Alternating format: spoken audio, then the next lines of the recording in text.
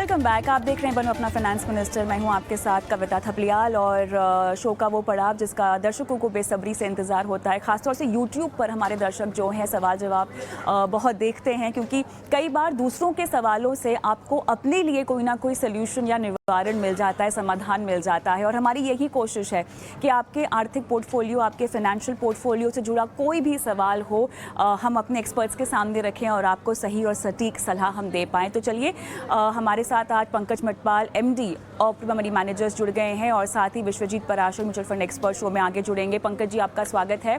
और पंकज जी, हमारे यूट्यूब के दर्शक हैं, जुड़ गए हैं, फ़ोन लाइन पर नहीं है हमारे साथ, लेकिन उन्होंने अपना सवाल यूट्यूब पर छोड़ा है। नितेश सुरवे, इन्होंने एक्सिस का फ्लेक्सी कैप फंड लिया है, पराग का फ्लेक्सी कैप फंड लिया है, मिरा एसेट पराग पारिक का फ्लेक्सी कैप है, Mirae asset emerging blue chip है, एक्सिस का अपॉर्चुनिटीज़ फ़ंड है। और ये जो है बोल रहे हैं कि इन्होंने इसी महीने से शुरुआत की है इन्वेस्टमेंट की और 10 से 15 साल तक जो अपनी इन्वेस्टमेंट जो है वो करना चाहते हैं। और म्यूचुअल फ़ंड्स कितने अच्छे हैं और जो फ़ंड्स इन्होंने चुने हैं क्या वो अच्छे हैं या नहीं, इस पर भी इनका सवाल है। तो नितेश जी, बहुत बहुत धन्यवाद। आपने अपनी इन्वेस्टमेंट की जर्नी की शुरुआत की और शुरुआत में ही आपने हमें इसका हिस्सा बनाया। और फ़ोन लाइन पर अगर आप हालांकि होते तो आपसे और बारीकी से हम बात कर पाते। फ़िलहाल फ़ंड्स पर सलाह आप दे दीजिए पंकज जी, बाद में इनको हम और कैसे अपनी प्लानिंग करनी चाहिए उसके बारे में जानकारी देंगे। कविता जी नमस्कार। देखिए, ये अच्छी बात है कि शुरुआत में इन्होंने बताया है और इसीलिए मैं भी यहाँ पे कुछ ऐड करना चाहूँगा। पहली बात तो ये है कि कितना अमाउंट ये इकट्ठा करना चाहते हैं 10 से 15 साल के बाद में, वो यहाँ पर क्लियर नहीं है। और दूसरी बात, कितना अमाउंट हर SIP में कर रहे हैं वो भी पता नहीं है। तो जब तक ये बातें ना पता हो तो मुश्किल है कि कितना इकट्ठा हो पाएगा या फिर कितना इन्हें चाहिए, उसके लिए कितना करना चाहिए। तो ये जरूरी है कि आप टाइम, जो आपका इन्वेस्टमेंट होराइजन है, जिस टाइम के लिए आप करना चाहते हैं, उसके साथ साथ आप कितना अमाउंट इन्वेस्ट करना चाहते हैं, कितना अमाउंट आप एक्यूमुलेट करना चाहते हैं। पंकज जी 6-7 हज़ार रुपए की SIP हर महीना हो रही है इनकी तरफ से। Okay, thank you. तो देखिए, अगर 4 स्कीम है यहाँ पर, देखिए एक्सिस फ्लेक्सी कैप फंड एक फ्लेक्सी कैप कैटेगरी का फंड है, साथ ही पराग पारिक फ्लेक्सी कैप भी है। तो 2 फंड्स हैं इस कैटेगरी में। और यहाँ पर फंड की परफॉर्मेंस को देखते हुए मैं कहूंगा कि एक्सिस फ्लेक्सी कैप फंड से इनको एग्जिट करना चाहिए और पराग पारिक फ्लेक्सी कैप में जरूर बने रहना चाहिए। तो शुरुआत ही की है, आप यहाँ पर SIP कैंसिल कर दीजिए। Mirae Asset emerging blue chip fund जो है, ये एक अच्छा large and mid cap fund है, इसमें बने रहें। और साथ ही एक्सेस ग्रोथ अपॉर्चुनिटीज फंड, ये भी large and mid cap fund है, तो इसमें भी बने रहें। तो एक मिड कैप फंड ऐड कर लें। तो जैसा मैंने कहा कि एक्सेस फ्लेक्सी कैप फंड से इन्हें निकलना चाहिए, उसकी जगह पे या तो मिड कैप ऐड करें और या फिर मल्टी कैप भी ऐड कर सकते हैं, क्योंकि मल्टी कैप के जरिए इन्हें स्मॉल कैप में भी एक्सपोजर मिल जाएगा। तो ऐसे में आदित्य बिरला सन लाइफ मल्टी कैप फंड मेरे हिसाब से एक अच्छी चॉइस रहेगी, क्योंकि स्मॉल कैप का एक्सपोजर सेपरेट ना लेके मल्टी कैप के थ्रू इनके पोर्टफोलियो में हो सकता है। और दूसरी बात यह है, जैसा आपने कहा कि 6 से 7 हज़ार की SIP हो रही है, तो इन्हें स्टेप अप भी करना चाहिए समय के साथ, क्योंकि नए निवेशक हैं। तो लॉन्ग टर्म में आपको यदि बड़ी वेल्थ क्रिएट करनी है तो समय के साथ इन्वेस्टमेंट अमाउंट को बढ़ाना भी जरूरी होगा। ऑलराइट, चलिए, मेरे साथ फ़ोन लाइन पर ये है नहीं, लेकिन अब जो निवेश राशि ये बढ़ाएं तो इन्हीं फंड्स में बढ़ाएं जो आपने रेकमेंड किए हैं। देखिए, एक स्कीम मैंने इन्हें बंद करने की सलाह दी है, बाकी जो स्कीम्स हैं उनमें बढ़ाएं। और साथ ही आदित्य बिरला सन लाइफ मल्टी कैप फंड जो मैंने अभी ऐड करने की सलाह दी है, उसमें एक नया अमाउंट, ये जो अमाउंट है एक्सिस फ्लेक्सी कैप वाला, उसको उसमें डाइवर्ट कर दें और फिर हर साल सभी स्कीम में बढ़ाते रहें। ऑलराइट, चलिए आगे बढ़ते हैं। और SK पाल साहब मेरे साथ फ़ोन लाइन पर हैं। पाल साहब नमस्कार सर, कहाँ से बोल रहे हैं? जी, झांसी UP से। कैसे हैं सर, क्या करते हैं, अपने बारे में कुछ बताइए। जी सर, टीचर हूँ मैडम, गवर्नमेंट टीचर हूँ। अच्छा, बहुत बहुत धन्यवाद सर, आपने अपना सवाल हमें भेजा है। और जैसा कि आपने बताया कि आपने एक्सिस स्मॉल कैप में SIP शुरू कर रखी है, UTI मिड कैप है आपके पास, और आप जो है अपनी SIP की राशि बढ़ाना भी चाहते हैं और फंड्स को क्या आप अपने पोर्टफोलियो में रखें या ना रखें। साथ ही 3,000 रुपये भी आपको निवेश करने हैं, 12 से 15 साल का आपका नज़रिया है। जी जी, जी, पाल साहब ये बताएं मुझे कि आप ये जो इन्वेस्टमेंट कर रहे हैं, ये कोई ख़ास एक मुश्त रकम कि आपको इकट्ठा करनी है जिसके लिए आप कर रहे हैं? कोई आपके आर्थिक लक्ष्य हैं, बच्चों की पढ़ाई लिखाई, खुद की रिटायरमेंट, कुछ इस तरह का कोई लक्ष्य बांधा है इस निवेश से क्या? जी, बच्चों की पढ़ाई, शादी, इन्हीं सब के लिए। ठीक है, तो उसके लिए लगभग करीबन कितना आपको पैसा इकट्ठा करना होगा, कुछ सोचा है? 1 CR अगले 15 साल में।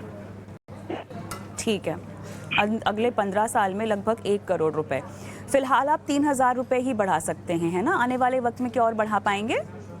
तो हर साल जो है 10% स्टेप अप कर सकते हैं। ठीक है, कोई खास वजह आपने चलिए अभी तो फ़िलहाल आप 5-5 हज़ार की ये कर ही रहे हैं और 500 रुपये से आप स्टेप अप भी कर रहे हैं। ठीक है, 8,000 रुपये का फ़िलहाल हम कह सकते हैं कि आपकी इन्वेस्टमेंट जो है अब होगी।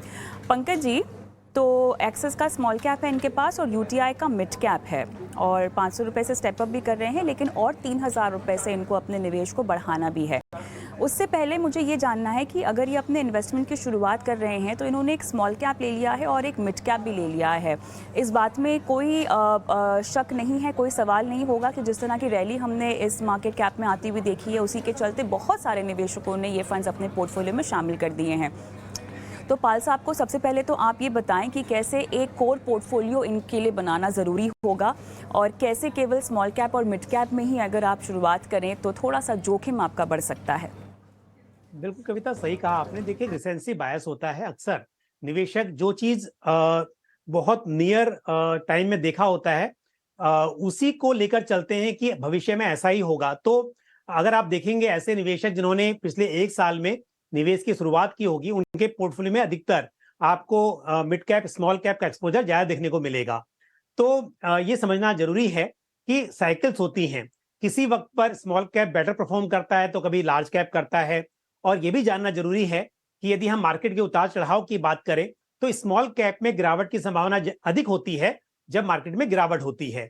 तो ऐसे में एक अच्छा पोर्टफोलियो वही है जहां पर large cap, mid cap, small cap सभी तरह के मार्केट कैप वाले म्यूचुअल फंड्स हो और उसमें भी स्मॉल कैप का एक्सपोजर कम होना चाहिए। भले ही हम जानते हैं कि लॉन्ग टर्म में रिटर्न्स बेहतर मिल सकते हैं, स्कोप ज्यादा है स्मॉल कैप में लार्ज कैप के मुकाबले, लेकिन होता यह है कि जब गिरावट आती है तो कई बार निवेशक एग्जिट कर जाते हैं, लंबे समय तक निवेशित ही नहीं रहते हैं। तो इसके लिए ये जरूरी है कि आप लार्ज कैप में ज्यादा निवेश करें, थोड़ा मिड कैप में करें और थोड़ा एक्सपोजर आपका स्मॉल कैप में भी होना चाहिए। अब आते हैं पाल साहब के सवाल पर। देखिए पाल साहब, आपने जो इन्वेस्टमेंट किया हुआ है वहां पर 2 स्कीम्स में से मैं कहूंगा कि एक्सिस स्मॉल कैप फंड जो है लॉन्ग टर्म का नजरिया है तो बिल्कुल आप बने रहिए। लॉन्ग टर्म में अच्छे परफॉर्मेंस की उम्मीद कर सकते हैं। और दूसरा जो फंड है यूटीआई मिड कैप फंड, उस फंड से मैं निकलने की सलाह दूंगा इसकी पास्ट परफॉर्मेंस को देखते हुए, इसके पोर्टफोलियो को देखते हुए।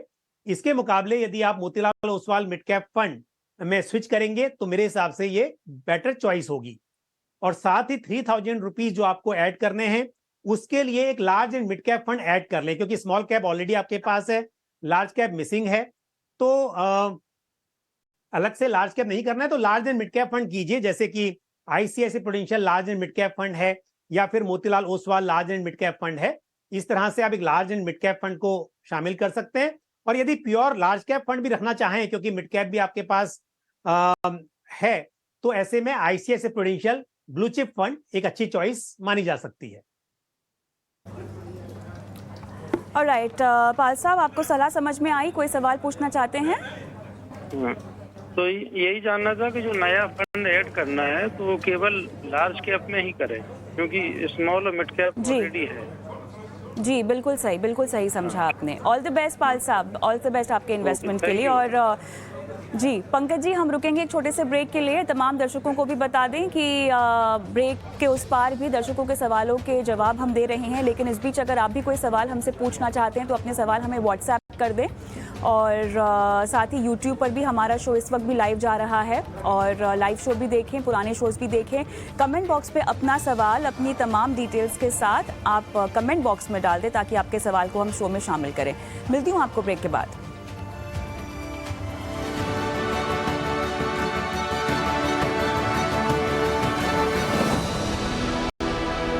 बैक। आप देख रहे हैं बनो अपना फाइनेंस मिनिस्टर और मैं हूं आपके साथ कविता थपलियाल। मेरे साथ पंकज मटपाल जुड़े हुए हैं जो आपके सवालों के जवाब दे रहे हैं। और पंकज जी यूट्यूब से हमारे एक दर्शक हैं सुधीर अवस्थी, और इन्हें 10 साल में 1 करोड़ रुपए चाहिए अपने बच्चों की पढ़ाई लिखाई के लिए और 20 साल में 5 करोड़ खुद के रिटायरमेंट के लिए चाहिए। और ये कह रहे हैं कि ये 50,000 रुपये की SIP कर सकते हैं और बच्चों की पढ़ाई लिखाई के लिए, खुद का रिटायरमेंट का जो इनका लक्ष्य है उसके लिए आप इनको किस तरह की रणनीति सुझाना चाहेंगे, क्योंकि मेरे ख्याल से अभी अपनी इन्वेस्टमेंट की शुरुआत कर रहे हैं। सुधीर अवस्थी जी, बहुत बहुत मुबारकबाद। सबसे पहले तो आपने गोल अपने जो हैं वो डिसाइड कर लिए हैं और पढ़ाई लिखाई के लिए और रिटायरमेंट का खुद का जो लक्ष्य है वो भी आपने आंक लिया है। 50,000 रुपये से आप शुरुआत भी करना चाहते हैं, तो इसके लिए शुभकामनाएं आपको। लेकिन क्या रास्ता आपका होना चाहिए? पंकज जी, बहुत अच्छी बात यह है कि जितने भी सवाल आ रहे हैं सबको ये पता है कि कैसे डिसिप्लिन तरीके से अगर आप इन्वेस्टमेंट करते हैं तो आपके लक्ष्यों को आप पा सकते हैं। अपने आप अपने गोल्स को दर्शक और निवेशक जो हैं वो डिसाइड कर रहे हैं, उसको एक टाइमलाइन दे रहे हैं, टाइम फ्रेम दे रहे हैं। इससे ये बात समझ में आती है कि कम से कम जो लॉन्ग टर्म इन्वेस्टमेंट की हम जब भी बात करते हैं ना, उसमें लोगों में अब विश्वास आता हुआ दिखाई दे रहा है। लोगों को अनुशासित तरीके से निवेश करने की अगर बात हो और बाज़ार में पार्टिसिपेट करने की बात हो, म्यूचुअल फंड्स के ज़रिए, SIP के ज़रिए, यहाँ पे रुचि आती हुई दिखाई दे रही है। तो ये अपने आप में काबिल तारीफ़ है और हमारे से प्लेटफॉर्म के ज़रिए हमारी यही कोशिश होती है कि आपकी हर तरह की फाइनेंशियल प्लानिंग में आपकी सहायता की जाए। तो सुधीर अवस्थी जी को आप क्या सलाह देंगे? हमारे साथ कॉल पर भी जुड़ गए हैं सुधीर अवस्थी जी। नमस्कार सर, क्या हालचाल? आपका सवाल हमने लिया है बनो अपना फाइनेंस मिनिस्टर में। बहुत बहुत धन्यवाद अपना सवाल भेजने के लिए।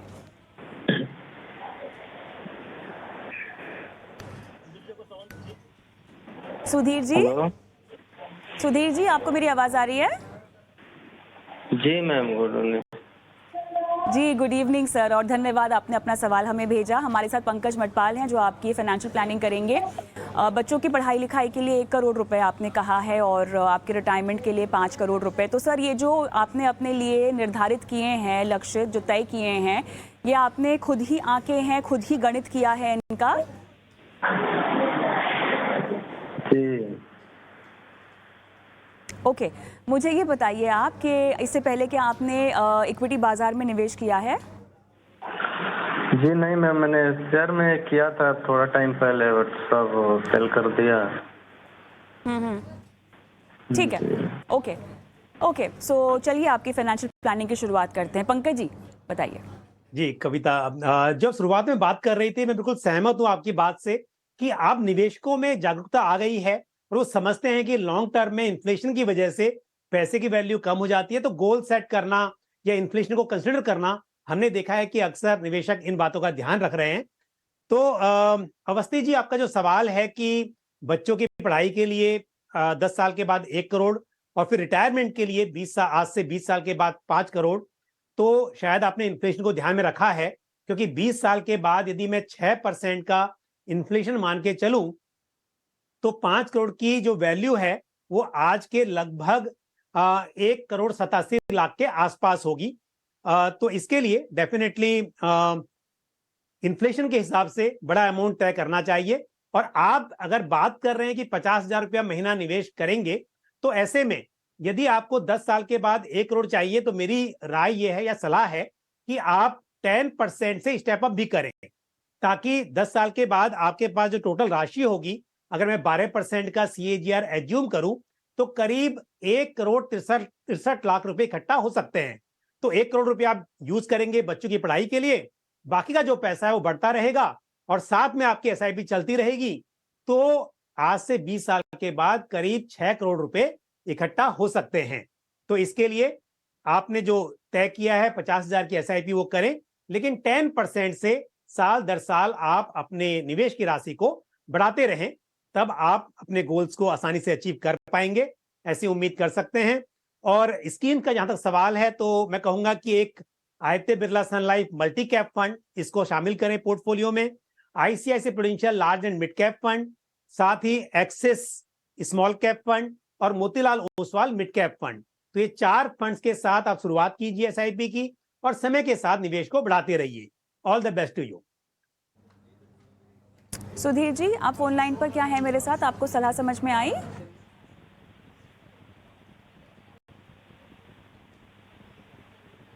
चलिए, बहुत बहुत धन्यवाद अपना सवाल हमें देने के लिए। और चलिए हम आगे बढ़ते हैं और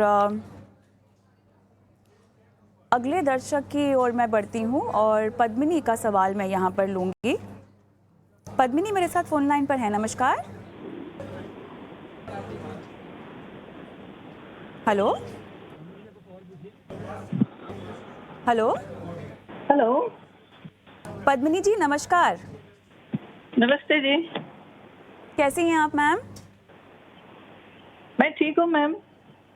बहुत How are बहुत you? अरे आप मुझे मैम ना कहे, मैं बिल्कुल आप हमें सवाल भेज रही हैं। वाकई काफ़ी खुशी हुई आपका सवाल पढ़कर और बहुत बहुत धन्यवाद, आपने मौका दिया आपकी फाइनेंशियल प्लानिंग करने का। मैं बिल्कुल ठीक, आप बताएं क्या हालचाल, आप कहाँ से बोल रही हैं मैम? मैं नवी मुंबई से बोल रही हूँ मैम। अच्छा, कुछ आपके अनुभव के बारे में जानना चाहती हूँ क्योंकि आपकी जो जर्नी है म्यूचुअल फंड्स की वो 2004 में शुरुआत हुई है उसकी, और हाँ जी। आपने 1000 रुपए की SIP से शुरुआत की है उस समय। हाँ, उस समय 1000 रुपये से शुरू किया था। फिर धीरे धीरे जी। मैंने मतलब बढ़ाया SIP। तो शुरुआत में तो काफी डर लगा था कि पता हाँ। नहीं अभी मैं डाल तो रही हूँ, इसको मैं निकालूंगी कैसे, कहाँ जाना पड़ेगा वगैरह वगैरह। हाँ, देन हाँ। स्लोली मैंने मतलब सीख लिया इसको। हाँ हाँ हाँ। तो फिर मैंने और भी बहुत। फंड्स तो आपने अभी जो कुल मिला के जो कॉर्पस इकट्ठा किया है, आपका हाँ जी। खुद का कॉर्पस वो कितना है, उसके बारे में बताएं दर्शकों को। हाँ, अभी 1 करोड़ 22 लाख है। 1 करोड़ 22 लाख है। तो हाँ आप जी। तो आपने ये रकम निवेश अपनी सैलरी से की है या आपने पैसे बचाकर निवेश किया है? आपको मालूमात कैसे हुई म्यूचुअल फंड्स के बारे में? म्यूचुअल फंड्स के बारे में थोड़ा पेपर में पढ़ रही थी मैं, और अच्छा। ऐसे ही किसी ब्रोकर से भी पता चला था मुझे। अच्छा अच्छा अच्छा। मैंने थॉट की वही शुरुआत में 1000 रुपया डालकर देखती हूँ। This was my personal saving जो मैं कर रही थी। हम्म बस अपनी सेविंग से किया। मैं होम मेकर हूँ। बिल्कुल काबिले तारीफ है। और मेरे ख्याल से आपके पति और आपके बच्चों को काफ़ी प्रेरणा मिली होगी आपसे। क्या उन्होंने भी आपकी देखा देखी इन्वेस्टमेंट करना शुरू किया? क्या आपने उनको सिखाया इन्वेस्टमेंट्स के बारे में? हाँ, मैंने उनको भी बताया इन्वेस्टमेंट के बारे में। वो भी कर रहे हैं।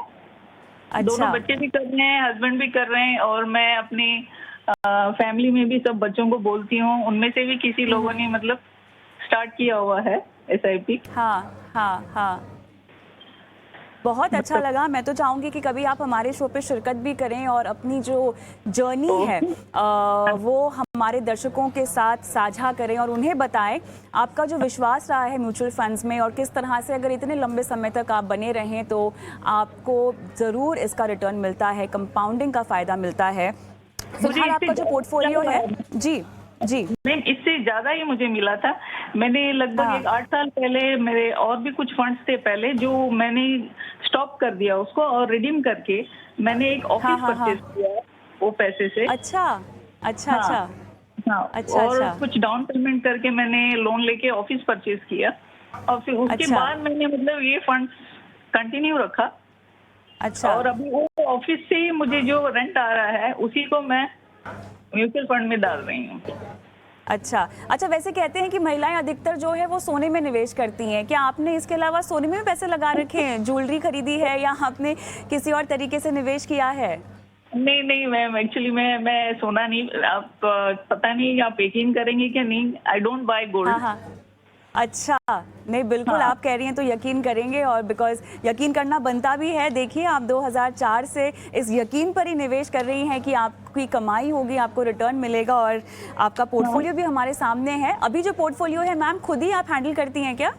हाँ जी, मैं खुद ही करती हूँ। शुरुआत में मैं ब्रोकर के थ्रू शुरू किया था, फिर धीरे अच्छा। धीरे मतलब थोड़ा सीख लिया। आपका चैनल वगैरह देख रही थी, आपको तो काफी साल जी। से मैं फॉलो कर रही हूँ।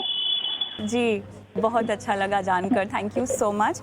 आप जैसे सवाल आते हैं ना तो हमारे अंदर भी उत्साह होता है, हमें प्रोत्साहन मिलता है कि हम भी इस तरह के और शोज़ करें और आप जैसे दर्शकों के साथ सामने पहुँचे। वैसे तो आप अपने आप में इतनी पुरानी निवेशक हैं, मुझे लगता नहीं किसी भी एक्सपर्ट एडवाइस की आपको ज़रूरत है, लेकिन फिर भी आपने क्योंकि सवाल हमें भेजा है, हमारे एक्सपर्ट्स के पास सवाल भी है आपका। फ़िलहाल जो आपका पोर्टफोलियो है मेरे ख्याल से उसमें HDFC का फ्लेक्सी कैप है, HDFC का हाइब्रिड है, ICICI ब्लू चिप है, ICICI multi asset, Nippon growth, Nippon का स्मॉल कैप है, कोटक इमर्जिंग इक्विटी है ना? कुछ और ऐड किया है मैम इसमें आपने? उसमें पराग पारिक का मैं भूल गई लिखने के लिए, उसमें एक फ्लेक्सी कैप है मेरा। ठीक है, तो 2 फ्लेक्सी कैप हैं। तो अभी फिलहाल आपने लिखा है कि आपको कोई पैसों की तुरंत ज़रूरत नहीं है नहीं है जरूरत। हाँ हाँ जी। और आपको फिक्स डिपॉजिट से भी 20 लाख रुपए मिलने वाले हैं दिसंबर में। हाँ जी, वो भी आप सोच रही हैं कि म्यूचुअल फंड्स में ही डाल दें? सोच रही हूँ, अगर आपकी तरफ से क्या ओपिनियन है। बिल्कुल बिल्कुल। तो मुझे तो आपको रोजमर्रा के खर्चों के लिए तो मैम जरूरत नहीं है ना पैसों की फिलहाल? नहीं नहीं, बिल्कुल नहीं। हाँ नहीं है ना? ठीक है, चलिए। तो वेल्थ क्रिएशन का ही आपका लक्ष्य है। विश्वजीत पराशर मेरे साथ जुड़ गए हैं, म्यूचुअल फंड एक्सपर्ट, जो आपको सलाह देंगे। विश्वजीत जी, पद्मिनी जी के लिए तो मेरे पास अब कोई शब्द ही नहीं है, कितनी तारीफ मैं इनकी करूँ। ये हम सबके लिए एक प्रेरणा है और इस तरह की मिसाल कायम की है जो मेरे ख्याल से दर्शक हो, निवेशक हो, हर कोई इनसे बहुत कुछ सीख सकता है। बताइए, अब इनके पोर्टफोलियो को देखकर आप क्या कहेंगे? बिल्कुल कविता जी, मैं भी आपकी बात से बिल्कुल सहमत हूँ। जो इन्होंने फंड्स सिलेक्ट किए हुए हैं वो सारे टॉप क्वार्टाइल फंड्स हैं, बहुत अच्छे फंड्स हैं, कंसिस्टेंट परफॉर्मेंस रही है उन फंड्स की, तो इनको अपने उन्हीं फंड्स में कंटिन्यू करना चाहिए। और जितना जो 20 लाख रुपया है वो भी कोशिश करें 50% लार्ज कैप फंड में निवेश करें, क्योंकि थोड़ी स्टेबिलिटी रहती है और ऐसा लगता है कि लार्ज कैप फंड्स में अच्छे रिटर्न्स आएंगे आने वाले समय में। बाकी जो फंड्स हैं उसमें बिल्कुल कंटिन्यू करें। और जैसा कि आपने कविता जी बिल्कुल ठीक बताया कि लॉन्ग टर्म, अगर जो केस स्टडी है पद्मिनी मैडम की, वो है लॉन्ग टर्म इन्वेस्टिंग और पेशेंस की। तो जितना आप पेशेंस देंगे उतना ही पावर ऑफ कंपाउंडिंग का आपको फायदा देगा। और सबसे सरप्राइजिंग कि उन्होंने गोल्ड में इन्वेस्ट नहीं किया हुआ, तो ऐसी जरूरत नहीं। तो गोल्ड की अगर हम 30-40 साल की रिटर्न भी देखें तो 6-7% से ज्यादा रिटर्न नहीं, यानी कि इन्फ्लेशन को मैच करती है। तो यहाँ पे आप म्यूचुअल फंड्स में, इक्विटी में 12% की एक्सपेक्टेशन लेके चलते हैं लॉन्ग टर्म में, तो मेरे ख्याल में ओवरऑल पोर्टफोलियो बहुत अच्छा है, डाइवर्सिफाइड भी है, अक्रॉस मार्केट कैप है, अक्रॉस एएमसीज है, तो इसमें बिल्कुल बने रहें। और जो 20 लाख है वो कोशिश करें लार्ज कैप फंड्स में निवेश करें। मेरी यही सलाह रहेगी। और आप वाकई में ही मैडम मोटिवेशनल है, इंस्पिरेशनल है, और लेडीज के लिए, स्पेशली हाउसवाइफ होकर आपने इतना अच्छा पोर्टफोलियो बनाया है, तो मेरी तरफ से बेस्ट विशेष आपके लिए।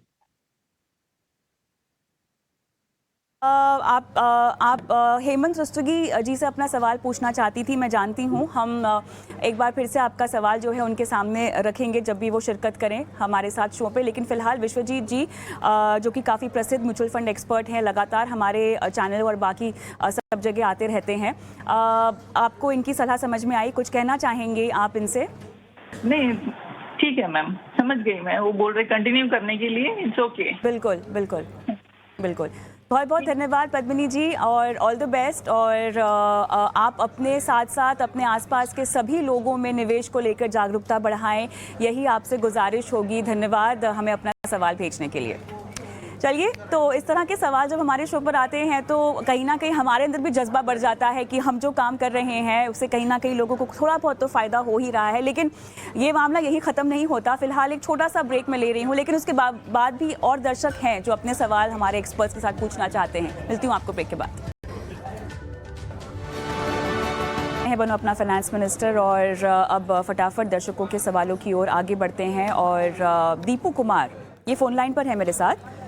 जी नमस्कार, कैसे हैं सर? नमस्कार, ठीक है मैम, आप कैसे हैं? मैं बिल्कुल ठीक हूँ। बताइए, आपने 1 करोड़ 20 साल के बाद आपको चाहिए और 5,000 रुपये से आप शुरुआत करना चाहते हैं। ये आपकी पहली इन्वेस्टमेंट होगी दीपू? जी जी मैम जी। अच्छा, आप 26 साल के हैं, है ना? इससे पहले आपने कहीं कुछ इन्वेस्ट नहीं किया है? जी नहीं। ओके। और ये आपकी क्या फर्स्ट इन्वेस्टमेंट फर्स्ट सैलरी से है, ऐसा कुछ है? जी नहीं, मैं सैलरी तो जब करता हूँ बहुत टाइम से, बट अभी बचा रहा हूँ तो सोच रहा हूँ निवेश करने का। ओके। 20 साल के बाद जो 1 करोड़ रुपए आपको इकट्ठा करने हैं, कोई खास वजह इसके पीछे कि सिर्फ आपको वेल्थ क्रिएशन के लिए चाहिए? खास वजह नहीं, बट बच्चे लोग जब होंगे तो उनके पढ़ाई शादी के लिए। अच्छा। दीपू, आप पढ़ते हैं शेयर बाज़ार को, आप फॉलो करते हैं, ट्रैक करते हैं, आपको पता है म्यूचुअल फंड्स कैसे शेयर बाज़ार में पैसे लगाते हैं, क्या जानकारी है आपके पास?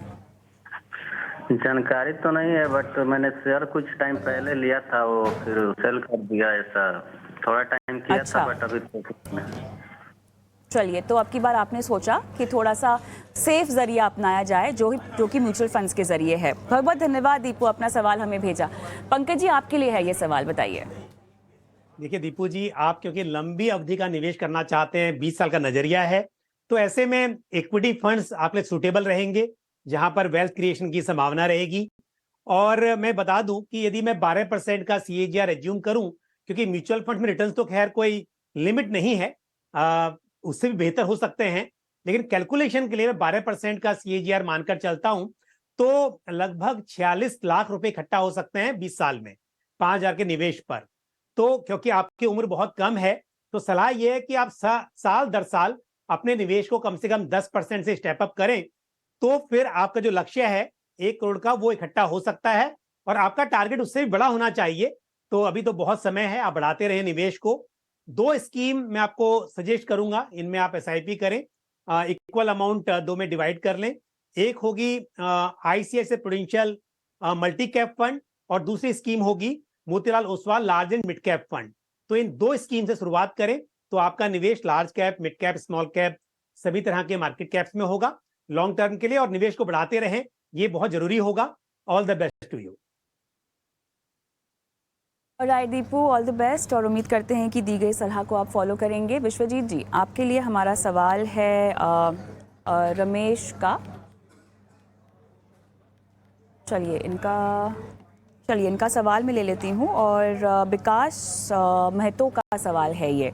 35 साल की इनकी उम्र है और 18 साल से ज़्यादा के लिए ये अपने इन्वेस्टमेंट पोर्टफोलियो को रखना चाहते हैं। SBI small cap, Nippon India small cap, Nippon India multi cap है इनके पास।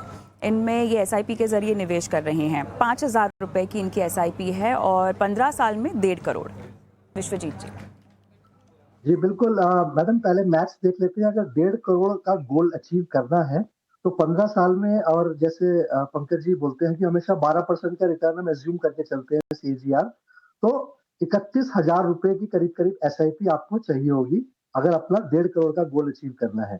और अगर आप 31,000 थोड़ा ज्यादा लगता है एक साथ स्टार्ट करने में, तो हम स्टेप अप अप्रोच भी फॉलो कर सकते हैं, जिसमें कि आप अगर 17,500 से स्टार्ट करें और हर साल 10% इंक्रीज कर दें अपनी मंथली SIP में, एनुअल SIP में, तो आपको ओवरऑल अपना गोल अचीव हो जाएगा।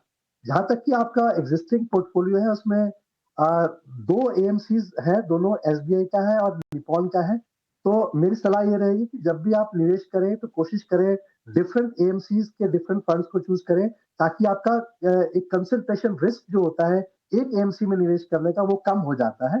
तो दोनों ही AMC अच्छी हैं। वैसे अभी दोनों ही चारों फंड्स जो इन्होंने लिए हुए हैं वो भी काफी अच्छे हैं। तो मेरी ये सलाह रहेगी कि इनको, क्योंकि लार्ज कैप नहीं है, तो ICICI prudential large and mid cap fund में ये निवेश कर सकते हैं। मिड कैप फंड इनके पास नहीं है, तो Motilal Oswal mid cap fund भी ले सकते हैं। SBI ब्लू चिप जरूर लार्ज कैप फंड है, बट अभी छोटी रकम है, तो थोड़ा सा लार्ज कैप में एक्सपोजर अगर बढ़ाना भी चाहते हैं तो large and mid cap fund category में ऐड कर सकते हैं। और एक मिड कैप लेंगे तो पोर्टफोलियो अक्रॉस मार्केट कैप हो जाएगा, डाइवर्सिफाइड हो जाएगा। तो बिल्कुल रिस्क भी कम हो जाएगा और इस तरीके से ये अपना गोल को अचीव कर सकते हैं। ऑलराइट, चलिए विकांश के लिए ये सलाह। और झटपट शो को भी आगे बढ़ाते हैं, रुक कर लेते हैं निवेश के गुरु मंत्र की ओर।